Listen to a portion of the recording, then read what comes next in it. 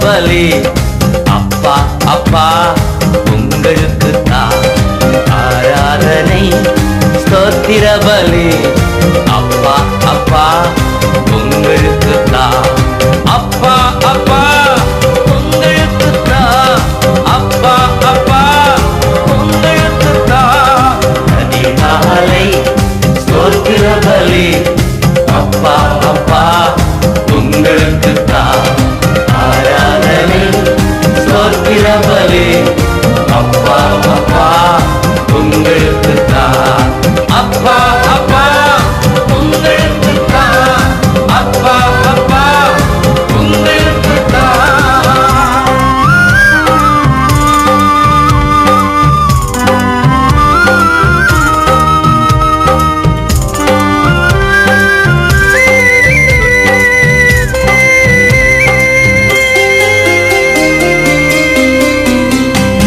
Ebenezer Ebenezer இதுவரை உதவி செய்தி எபினேசர் எபினேசர் இதுவரை உதவி செய்தி இதுவரை உதவி செய்தி எபினேசர் எபினேசர் இதுவரை உதவி செய்தி எபினேசர் எபினேசர் அதிகாலை ஸ்தோத்திர பலி அப்பா அப்பா உங்களுக்கு தான் ஆராதனை ஸ்தோத்திர பலி அப்பா அப்பா உங்களுக்கு தான் அப்பா அப்பா உங்களுக்கு தான் அப்பா அப்பா உங்களுக்கு தான்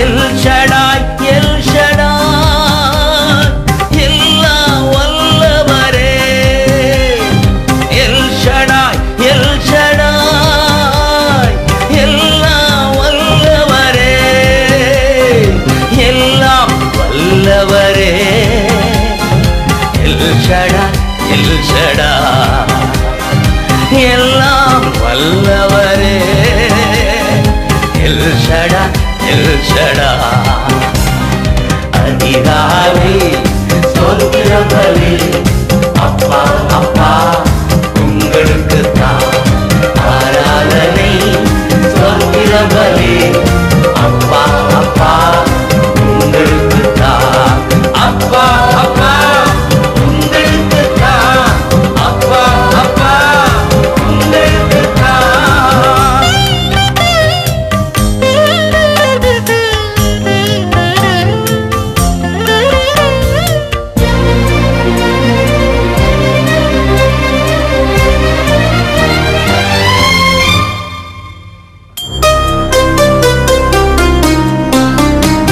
எல்ரோயி எல்ரோயி என்னை காண்பவரே எல்ரோயி எல்ரோயி என்னை காண்பவரே என்னை காண்பவரே எல்ரோயி எல்ரோயி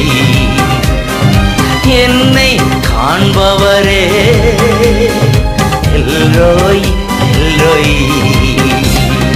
அதிகாலை ஸ்தோத்திர பலி அப்பா அப்பா உங்களுக்கு தான் ஆராதனை ஸ்தோத்திர பலி அப்பா அப்பா உங்களுக்கு தான் அப்பா அப்பா உங்களுக்கு தான் அப்பா அப்பா உங்களுக்கு தான்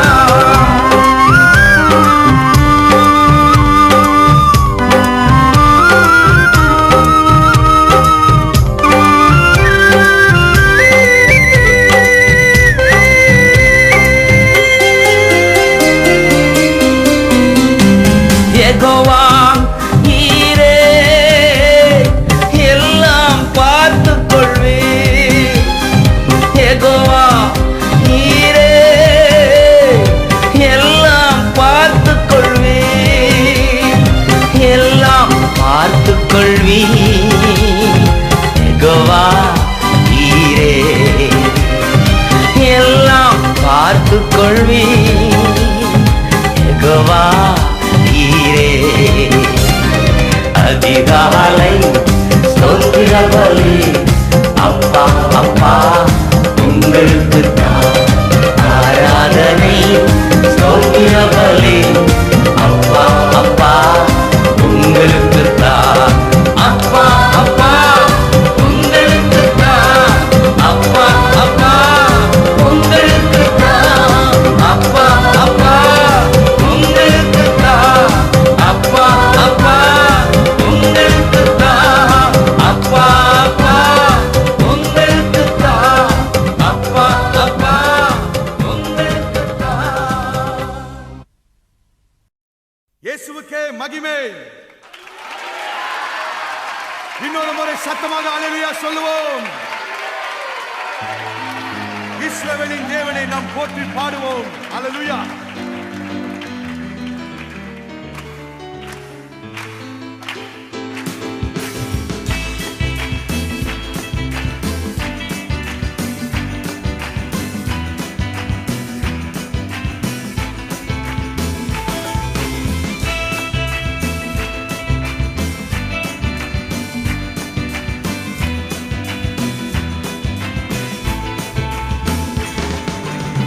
இஸ்ரவேலின் தேவனை போற்றி பாடுவோம் ராஜனை உலகை மீட்ட கர்த்தரை ஸ்தோத்திரிப்போம் என்றுமே. இஸ்ரவேலின் தேவனை போற்றி பாடுவோம் ராஜனை உலகை மீட்ட கர்த்தரை ஸ்தோத்திரிப்போம் என்றுமே.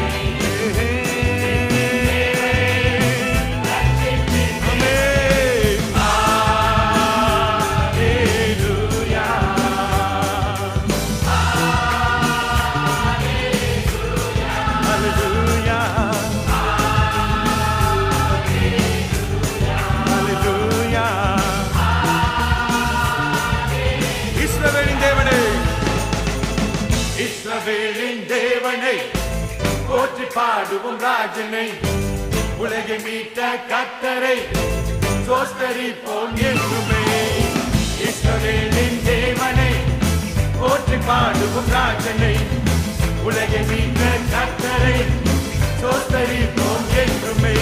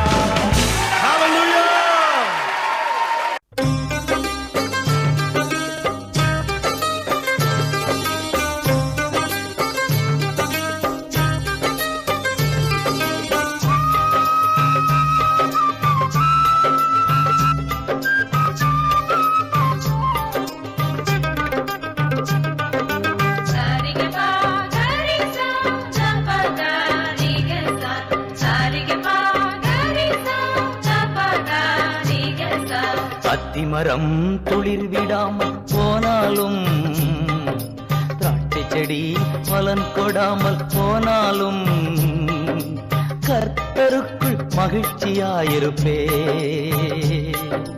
தேவனுக்குள் களி கூறுவே.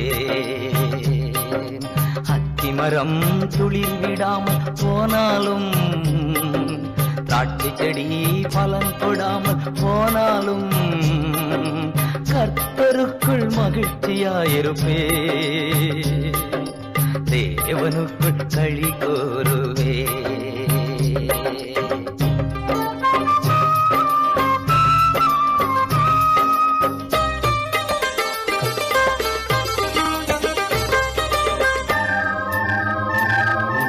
ஒலிவ மரம் பலன் அற்று போனாலும், வயல்களிலே தானியமின்றி போனாலும், ஒலிவ மரம் பலன் அற்று போனாலும், வயல்களிலே தானியமின்றி போனாலும், நான் கர்த்தருக்குள் மகிழ்ச்சியாயிருப்பேன், என் தேவனுக்குள் களி கூறுவேன்,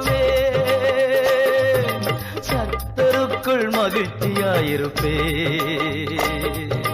தேவனுக்குள் களி கூறுவே. அத்திமரம் துளிர் விடாமல் போனாலும், திராட்சை செடி பலன் கொடாமல் போனாலும், கர்த்தருக்குள் மகிழ்ச்சியாயிருப்பே, தேவனுக்குள் களி கூறுவே.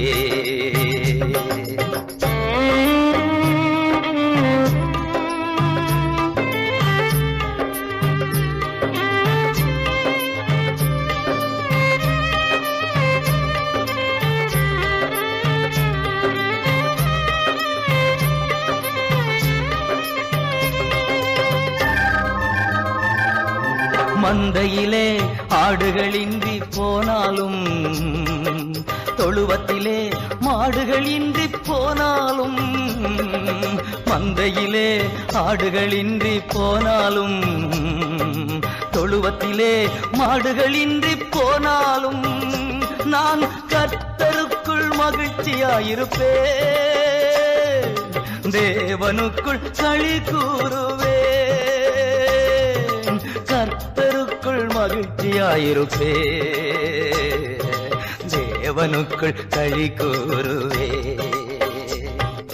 அத்திமரம் துளிர் விடாமல் போனாலும், திராட்சை செடி பலன் கொடாமல் போனாலும், கர்த்தருக்குள் மகிழ்ச்சியாயிருப்பே,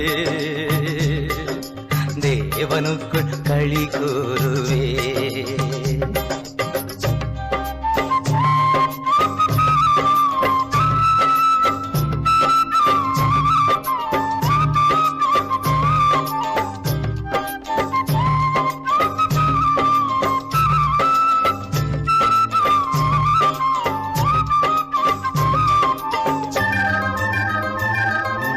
எல்லாமே எதிராக இருந்தாலும், சூழ்நிலைகள் தோல்வி போல தெரிந்தாலும், எல்லாமே எதிராக இருந்தாலும், சூழ்நிலைகள் தோல்வி போல தெரிந்தாலும், நான் கர்த்தருக்குள் மகிழ்ச்சியாயிருப்பேன், தேவனுக்குள் களி கூறுவேன்,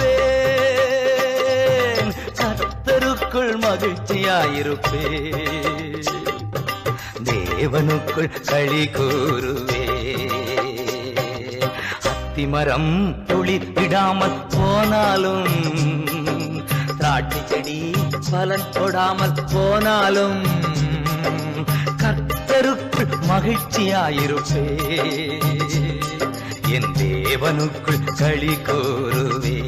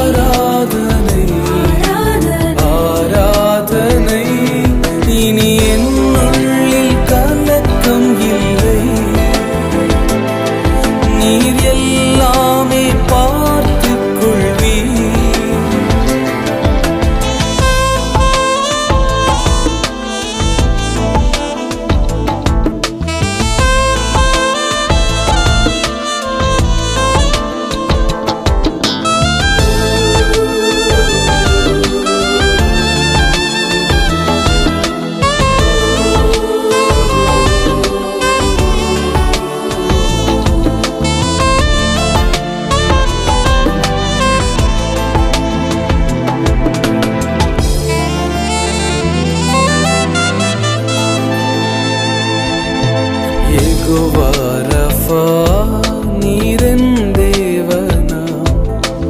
யெகோவா ரஃபா நீரென் தேவனாம். நீர் என் நோய்கள் சுமந்து கொண்டீர். நீர் என் நோய்கள் சுமந்து கொண்டீர். ஆராதனை ஆராதனை ஆராதனை ஆராதனை ஓ ஆராதனை ஆராதனை ஆராதனை ஆராதனை. நீரென் நோய்கள் சுமந்து கொண்டீர். நீரெந்தன் மருத்துவரே.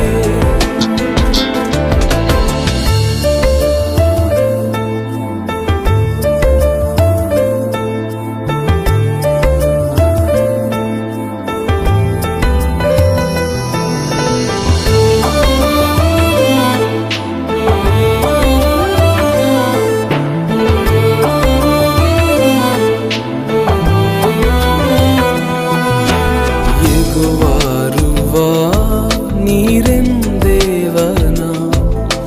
யெகோவா ருவா நீரென் தேவனாம். என் தேவைகள் நீரறிவீர். என் தேவைகள் நீரறிவீர். ஆராதனை ஆராதனை ஆராதனை ஆராதனை ஓ ஆராதனை ஆராதனை ஆராதனை ஆராதனை. என் தேவைகள் நீரறிவீர். நீரெந்தன் நல்மேய்ப்பரே. தேவைகள் நீரறிவீர். நீரெந்தன் நல்மேய்ப்பரே. தேவைகள் நீரறிவீர். நீரெந்தன் நல்மேய்ப்பரே.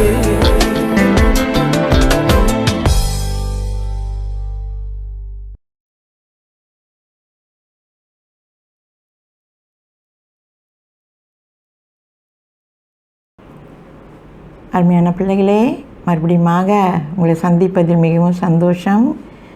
இது ஞாயிற்றுக்கிழமை ஆராதனையில் தகப்பனார் தினமாக இருப்பதனால உங்களை எல்லாரையும் இயேசுவின் நாமத்தில் ஆசீர்வதிக்கிறேன். நீண்ட ஆயுசை கொடுத்த ஆண்டவர் நல்ல சுகத்தையும் பலத்தையும் உங்களுக்கு கொடுத்து நீங்கள் கையிட்டு செய்கிற காரியங்களை எல்லாம் தேவன் வாய்க்கப்படத்தக்கதாக அவரிடத்தில் வேண்டுகிறேன். தேவன் உங்களை எல்லாரையும் ஆசீர்வதிக்கட்டும். உங்களுடைய பிள்ளைகளை ஆசீர்வதிக்கட்டும். உங்கள் குடும்பங்களை ஆசீர்வதிக்கட்டும். தேவனுடைய நாமத்துக்கு மகிமை உண்டாவதாக. ஹல்லேலூயா. தந்தையார் தினத்தை விசேஷமாக நம் சபையில் கொண்டாடுவோம். இருந்த பொழுதும் நம் வீட்டில் இருந்து நம் பிள்ளைகளோடு அவர்களோடு சந்தோஷமாக நீங்கள் கழிப்பீர்கள் என்று நான் எண்ணுகிறேன்.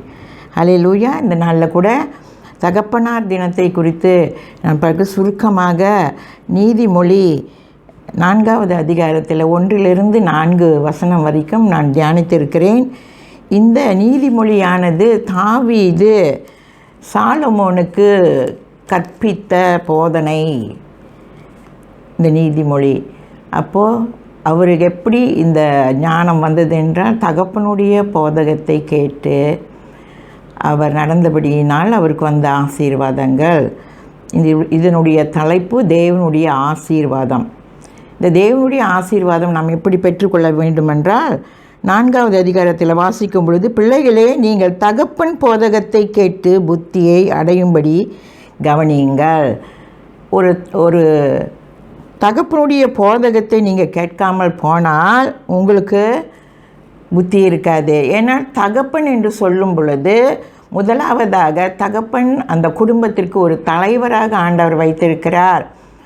அப்பொழுது அவருடைய போதகத்தை கேளுங்கள் என்று சொல்லும் பொழுது அவர்கள் அனுபவப்பட்டவர்களாக இருக்கும் பொழுது அவர்கள் சொல்லுகிற போதனைகளை பிள்ளைகள் கேட்டு நடக்க வேண்டும். அவர்தான் அந்த குடும்பத்திற்கு வேண்டிய காரியங்களை எல்லாம் கவனிக்கிறவர். அப்படி இருக்கும் பொழுது அவருடைய போதகத்தை நீ தள்ளாதேங்க என்று போட்டிருக்கிறது. அவர் போதகத்தை கேட்டால் தான் உனக்கு புத்தி வரும். ஏனென்றால் நீ அனுபவமற்றவனாக இருக்கும் பொழுது உன் தகப்பனார் அனுபவம் உள்ளவராக இருக்கிறார் என்று நாம் பார்க்கிறோம். இது உலக பிரமாண தகப்பனை குறித்து நான் இப்பொழுது பேசுகிறேன். அப்புறம் ஆவிக்குரிய தகப்பன் யார் என்று நான் சொல்லுகிறேன். ஹல்லேலூயா.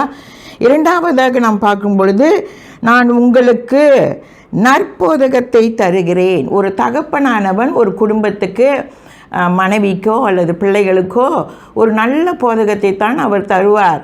அதாவது பிள்ளைகளை சிறு வயதிலிருந்து நாம் வளர்க்கும் பொழுது எப்படி அவர்களுக்கு நாம் கற்றுத்தந்து எந்த முறையிலே நாம் வளர்க்க வேண்டும் என்பது தகப்பனிடத்தில் இருந்து தான் முதலில் வரும். அப்படியாக நம் பிள்ளைகளை சிறு பிள்ளையிலிருந்து வளர்க்கும் பொழுது அவர் நல்ல போதகத்தை தான் கற்றுத்தருவார். பிள்ளைகளை எப்படி வளர்க்க வேண்டும் என்று தகப்பன் தான் கற்றுத்தருவார். அந்த போதகத்தை நான் தருகிறேன், நற்போதகத்தை தருகிறேன் என்று என் உபதேசத்தை விடாதிருங்கள். அவர் உபதேசத்தை நீ என்ன செய்யணும்? விடாதிருக்கணும். அப்போது இந்த வார்த்தைகளை நாம் பகிர்ந்தும் பொழுது நான் என் தகப்பனுக்கு பிரியமான குமாரன், என் தாய்க்கு மிகவும் அருமையானவன், ஒரே பிள்ளையுமானவன் என்று வாசிக்கிறோம். என் தகப்பனுக்கு பிரியமும் அதே நேரத்தில் என் தாய்க்கு நான் மிகவும் அருமையான ஒரு மகன் என்று போட்டிருக்கிறது. எனக்கு பிரியமானவர்களை, இயேசு கிறிஸ்து வாழ்ந்த காலங்களில் அவர் தகப்பனுக்கு பிரியமாக நடந்தார், தாய்க்கு அருமையான ஒரு மகனாக இருந்தார். அப்படி உலக பிரமாண காரியங்களில் நாம் பார்க்கும் பொழுது ஆவிக்குரிய காரியத்தில் பிறகு நான் பேசுகிறேன். அப்படி இருக்கும் பொழுது பிள்ளைகள் தகப்பனுடைய தாயோடைய சொற்களை கேட்டு நடக்கும் பொழுது தான் அனுபவப்பட்டவர்கள் சொல்லும் பொழுது அந்த குடும்பம் செழிப்பாக வரும். அவர்களுக்கு அது புத்தியை புகற்றும், ஞானத்தை புகற்றும். இப்படி நம் பார்க்கும் பொழுது ஒன்று நம் புரிந்து கொள்ள வேண்டும். போதகம் என்பது தேவனிடத்திலிருந்து வந்த போதிப்பாக இருக்கும். அதாவது அவர் போதிக்கிற வசனத்தின் பிரகாரம் ஒரு தகப்பன் பிள்ளைகளுக்கு போதித்தால் அவன் புத்தி உள்ளவனாக நடப்பான், ஞானம் உள்ளவனாக நடப்பான், அவன் வருங்காலத்தில் அவன் ஆசீர்வாதமாக இருப்பான். அடுத்தது 4வதில் நம்ம வாசிக்கும் பொழுது அவர் எனக்கு போதித்து சொன்ன, கவனித்து கேளுங்கள், அவர் எனக்கு போதித்து சொன்னது என் இருதயம் என் வார்த்தைகளையும் காத்து கொள்ள கடவுது. அவர் எனக்கு போதித்து சொன்னனால என் இருதயத்தில் அதை நான் காத்து வச்சிருக்கிறேன். என் கட்டளைகளை கைக்கொள், அப்பொழுது பிழைப்பாய் என்று போட்டிருக்கிறது. தகப்பன் போதிக்கும் பொழுது பிள்ளைகள் அதை காத்து கொள்ளும் பொழுது அவர்கள் பிழைப்பார்கள். ஆவிக்குரிய காரியத்தில் நாம் பார்ப்போம் என்றால் நமக்குரியவர் தகப்பனாக இருப்பவர் இயேசு கிறிஸ்து. அவருடைய போதகத்தில் நாம் நடக்கும் பொழுது, தாய்மார்கள் நடக்கும் பொழுது, தகப்பன்மார்கள் நடக்கும் பொழுது அவர்கள் அந்த போதகத்தின் பிரகாரம் பிள்ளைகளை வழி நடத்துவார்கள். அது போதகம் என்று சொல்லும் பொழுது இதில் நாம் வாசிக்கும் பொழுது நீதிமொழி 3வது அதிகாரத்தில் 21 வாசிக்கும் பொழுது என் மகனே இவைகள் உன் கண்களை விட்டு பிரியாதிருப்பதாக, உன் கண்களை விட்டு பிரியாதிருப்பாக, நான் போதித்த இந்த வார்த்தைகள் உன் கண்களை விட்டு பிரியாதிருக்கட்டும் என்று எழுதியிருக்கிறது. மெய்ஞானத்தையும் நல்லோசனையும் காத்துக்கொள்ளும். கண்களை விட்டு பிரியாதிருக்கும் பொழுது மெய்ஞானத்தை அது உனக்கு போதித்தருளும் என்று எழுதியிருக்கிறது. அதாவது ஒரு பிள்ளையை ஒரு தகப்பன் வளர்க்கும் பொழுது அவர்கள் செய்கிற காரியங்கள் தவறு, இந்த செய்கிற காரியங்கள் தவறு. அது ஒரு பள்ளிக்கூடத்தில் ஒரு வாத்தியார் எப்படி அந்த பிள்ளையை கண்டிக்கிறார்கள், இந்த பாடம் செய்யலைன்னா நீ உனக்கு பனிஷ்மெண்ட் கொடுக்கப்படும் அப்படின்னு சொல்லும் பொழுது அந்த பிள்ளைகளை அவர்கள் அதிகமாக நேசிப்பதினால்தான் அவர்கள் தண்டிக்கிறார்கள். அப்படிப்பட்ட தகப்பன் தன் பிள்ளைகளை சிறு நேரத்தில் தண்டிப்பார். தண்டிக்கும் பொழுது அந்த அந்த அந்த பிள்ளை மேல் அவர் பிரியம் கொண்டிருப்பதனாலே அவர் தண்டிக்கிறார். இதை நம்ம வந்து நினைவு கூற வேண்டும். அதே 3வது அதிகாரத்தில், நீதிமொழி 3வது அதிகாரத்தில் 11வது வசனத்தை வாசிக்கும் பொழுது, என் மகனே, நீ கர்த்தருடைய சிற்றையை அற்பமாக எண்ணாதே, அவர் கடிந்து கொள்ளும் பொழுது சோர்ந்து போகாதே என்று எழுதியிருக்கிறது. இது கர்த்தர் நமக்கு கொடுக்குற வசனம். அதாவது ஒரு தகப்பன் சிட்சிக்கும் பொழுது அது அனாவசியமாக எண்ணாத. நமக்கு வந்து கர்த்தர் சொல்கிறது என்னன்னாக்கா, கர்த்தர் அவர் சிட்சிப்பை சொல்லும் பொழுது, அவர் சிட்சிக்கும் பொழுது நம்ம எதை அவர் கடிந்து கொள்ளும் பொழுது அதை நம்ம சோர்ந்து கொள்ளாதபடிக்கு நம்ம ஏற்றுக்கொள்ள வேண்டும். அப்படித்தான் பிள்ளைகளும் தகப்பன் கண்டித்து உணர்த்தும் பொழுது அதை சோர்ந்து போகாதபடிக்கு அவர்கள் ஏற்றுக்கொண்ட பிள்ளைகளாக இருக்க வேண்டும். 12வது வசனத்தில் நான் வாசிக்கும் பொழுது, தகப்பன் தன் நேசிக்கிற புத்திரனை, அப்படி என்றால் தகப்பன் தன் நேசிக்கிற புத்திரனை தான் சிட்சிப்பார். அதே போல தான் கர்த்தர் நாம் சரியில்லாத வழியில் நடக்கும் பொழுது தகப்பனாக நமக்கு இருந்து நம்ம எல்லாருக்கும் தகப்பனாக இருப்பவர் தேவனாகிய கர்த்தர் இயேசு கிறிஸ்து. அவர் நம்மை சிட்சிக்கும் பொழுது நாம் என்ன செய்ய வேண்டும்? அதை வந்து யோசித்து பார்க்கும் பொழுது, கர்த்தருக்கு எவனிடத்தில் அன்பு கூறுகிறாரோ, கர்த்தர் எவனிடத்தில் அன்பு கூறுகிறாரோ அவனை சிட்சிக்கிறார். பிரியமானவர்களே, எவனிடத்தில் நாம் அன்பு கூறுகிறோம் என்று சொல்லும் பொழுது, நம் பிள்ளைகளிடத்தில் அன்பு கூறும் பொழுது தகப்பன் வந்து அந்த பிள்ளையை சிட்சிக்கிறார். தவறு செய்யும் பொழுது அதை சிட்சிக்கிறார், அவர் தண்டிக்கிறார். அதே போல் நம்முடைய வாழ்க்கையிலும் தகப்பனாக இருந்து இயேசு கிறிஸ்து நம்மளை என்ன செய்கிறாரு? சிட்சித்து வழி நடத்துகிறார். ஆசீர்வாதம் உனக்கு வேணும், இந்த ஆசீர்வாதங்கள்லாம் உனக்கு வேணும்னாக்கா நீ என்ன செய்யணும்? இதே எபிரேயர் புத்தகத்தில் நீங்கள் வாசிக்கும் பொழுது அநேக சிட்சிகள் என்று பார்க்கிறோம். நம்முடைய வாழ்க்கையில் சிட்சிப்பென்று அறிந்து கொள்ள வேண்டும். எபிரேயர் 12வது அதிகாரத்தில் 7வது வசனத்தை நான் வாசிக்கும் பொழுது, நீங்கள் சிட்சிப்பை சகிக்கிறவர்களாக இருந்தால் தேவன் உங்களை புத்திரராக எண்ணி நடத்துகிறார். அவர் சிட்சிப்பை நீங்கள் ஏற்றுக்கொண்ட பொழுது அவர் என்ன சொல்கிறாரு? நீங்கள் என்னுடைய புத்திரனாக இருக்கிறீர்கள். தகப்பன் சிட்சியாத புத்திரன் உண்டோ? பிரியமானவர்கள், வசனத்தை பாருங்கள். தகப்பன் ஒரு பிள்ளையை சிட்சிக்கலைனாக்கா அவர் புத்திரனாக இருக்க முடியுமா? அவர்கள் போகிற வழியிலே தகப்பன் நடத்த முடியுமா? ஆவிக்குரிய காரியங்கள் ஒரு தகப்பன் பிள்ளைகளை வழி நடத்தும் பொழுது அவர்கள் அதை திரித்து கொண்டு என்ன செய்ய நல்வழியில் நடப்பது தான் அவர்களுக்கு நல் யோசனை.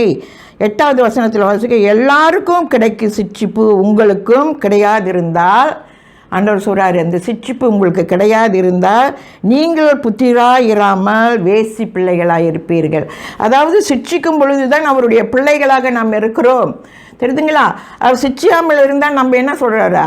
இஷ்ட பிரகாரம் விட்டுட்டோமா? பிள்ளைகளை பற்றி அக்கறை இல்லாமல் ஒரு தகப்பன் விட்டுட்டா என்ன செய்ய? வேசியோட பிள்ளைங்க மாதிரி தான். அவங்க அங்கெங்கேயும் போவாங்க, திரிவாங்க, ஒன்றுமே இல்லை அவங்களுடைய வாழ்க்கையில். ஏனென்றால் சிட்சிப்பு கிடையாது, தேவனுடைய போதகம் கிடையாது.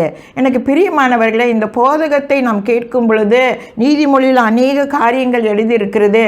ஒரு நீதிமொழி என்று நீதியான ஒரு மொழி, இதை வாசிக்கும் பொழுது நம்முடைய வாழ்க்கையை சரிகட்டி கொள்ளலாம்.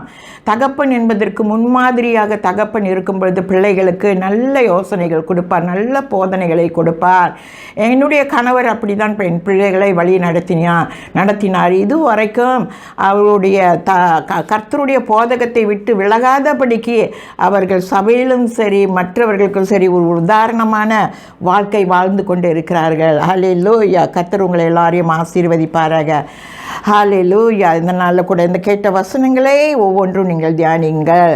பிரியமானவர்களே, இந்த நாளில் கூட my beloved brothers and sisters, today is Sunday, it's a Father's Day. May God bless each and every one of you by wealth, by blessing and long life and protection. May God bless each and every one of you. I love you so much. God bless each and every one of you. May God bless you. Today we are going to meditate upon Proverbs, the benefit we get from God. So we have to think about it. How did it will get for us? We got a certain principle we have to need to follow.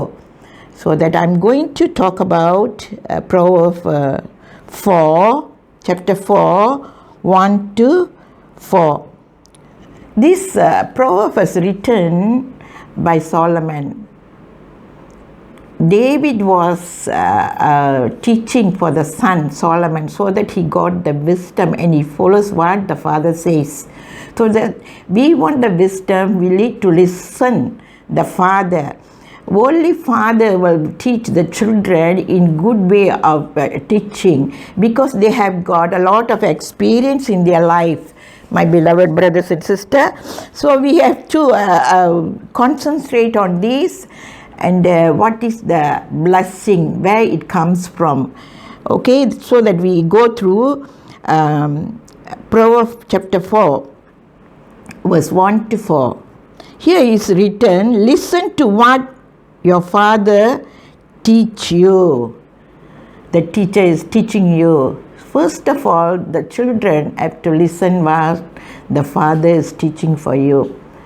Why is teaching? Because he got all the experience. God created man first, the leader of the house, so that the leader of the house knows the benefit of a blessing from God, so that he need to teach the family or children. So that brothers and sisters, when the father is something that he teach for you, you better listen, because he loves you all so much.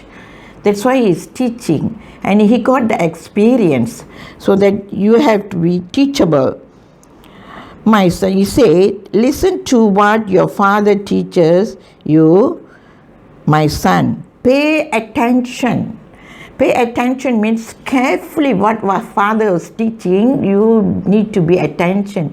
If in the class the teacher is teaching you, you need to be attention what the teacher is teaching for us. You need to be concentrate what the teacher is talking to you. And you will have understanding. When you have attention, then you will have the understanding. So then we need to understand what the father or the teacher is teaching for us.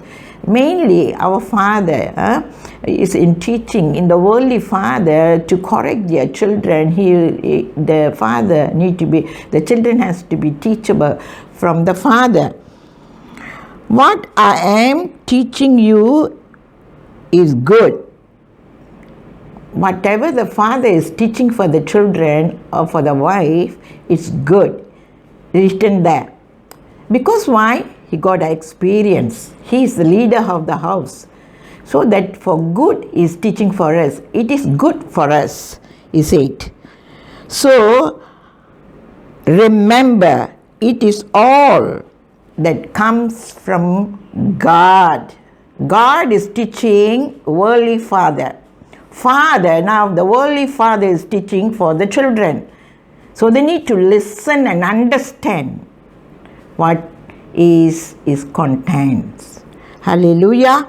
So the second verse he says, what I am teaching you is good, so remember it all. Number third, we see, when I was only a little boy, my parents, only son, when Jesus was in this world, he is the only son for them. In a worldly wise, he also respects the father and the mother. So that God himself was respectful to the parents, teaching and honor them. What about us? We as a children, as a wife, we have to honor him, and the children have to obey what the father is teaching for us. So it's very, very important, because they have got experience in this world. We have children don't have the experience, so we need to be teachable from the verses from God, what we have read, we going through for spiritual side or physical side. If we need to be, the father has to teach the children. So the children to be, they must be, what father is teaching, they need to be understand. So when we go through 4, verse 4, my father would teach me, he would say, Remember what I say and never forgot it. That's as I tell you, and you will have wisdom. My beloved brothers and sisters, these Proverbs teach, David was teach for Solomon so that he get the wisdom from God and he can rule the country. So that we need the wisdom, we need to listen what is the Holy Father says. And the Holy Father is a spiritual father, means he will teach according to the God's word. When we go through how it comes, the blessing comes, how it can be teachable. When we go through Hebrew chapter 12, when we see, if you are not punished, okay, we go through this another verse before that. God is trying to tell us, verse 7, endure that you are suffer as being a father punishment. You suffering shows that God is treating you as his son. When God is treating you as a son, so that he discipline you. So same things goes to the Father. The Father will discipline you. So that he says, if you are not punished as all his sons are, it means you are not real son. If the Father loves the children, he will discipline the children. He will correct many things that the children is not doing well in their study, for their character, the disobedience. It is difficult for a beginning to take. It will make you sad, and it won't be glad for you. But listen to these things. It's the first thing that we read, that Proverbs 5:1. It says David was teaching for the Solomon. The second one, Proverbs 3:21, it's written, 3:21, we go through the 21, it says the verse, hold on your wisdom and insight, my son. It will give you the wisdom, so that hold it properly. And thirdly, we said Proverbs 3:12. When we read Proverbs 3:12, it says, the Lord corrects those he loves, as the father correcting a son of whom he is proud.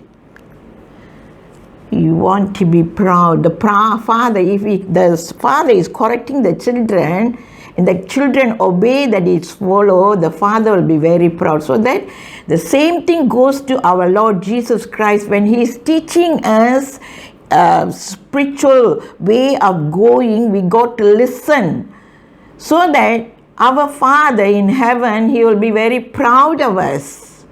My beloved brothers and children, sisters and children, we need to be very careful in our life. What is teaching through the Father, Holy Father? The children got to be understand, And then what is God is teaching? Our Father in heaven is teaching for us. We need to be fear of the word. And if you do that, what will happen? Proverbs 3:10. 3:10 it says, the verse, if you do, you will be blessed by a lot of things in this world. Much wine will be blessing for you, come from heaven. You able to listen for the Father's teaching. When we all are, our God Father is teaching, we need to be listen, so that the blessing comes. Why he sometimes punished?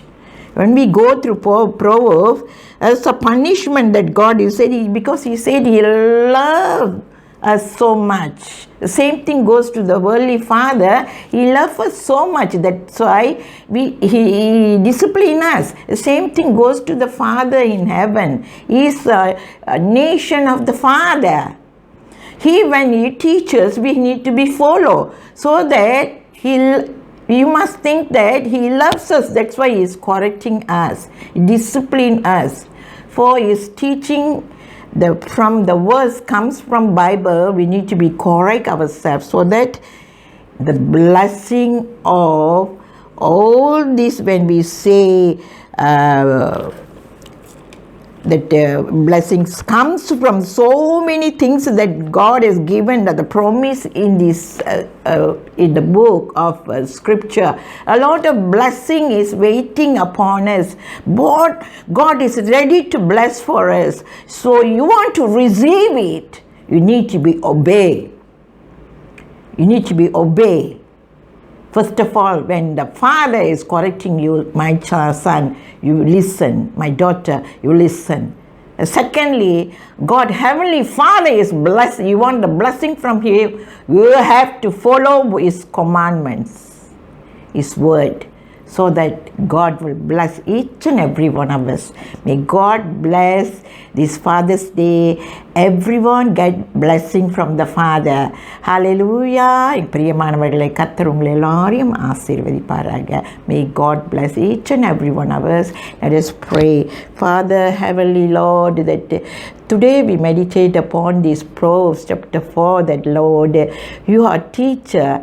So that, Lord, when you teach us, we carefully listen and understand the scripture, so that in this world, Lord, we can be a testimony for the people to shine for you, Lord. So that bless each and every one of the Father, Lord. Hallelujah. ஒவ்வொருவரையும் ஆசீர்வதிங்கப்பா தேவனே, ஒவ்வொருவரையும் ஆசீர்வதிங்கப்பா. இயேசுவே உமக்கு ஸ்தோத்திரம். தகப்பனாரை ஆசீர்வதிங்க, பிள்ளைகளை ஆசீர்வதிங்க, அவர்கள் கையிட்டு செய்கிற காரியங்கள் எல்லாவற்றையும் ஆசீர்வதிங்கப்பா. உமக்கு கொடான கொடி ஸ்தோத்திரம் நன்றி செலுத்துகிறேன் இயேசுவின் நாமத்திலே. ஹல்லேலூயா. May God bless each and every one of you. Amen.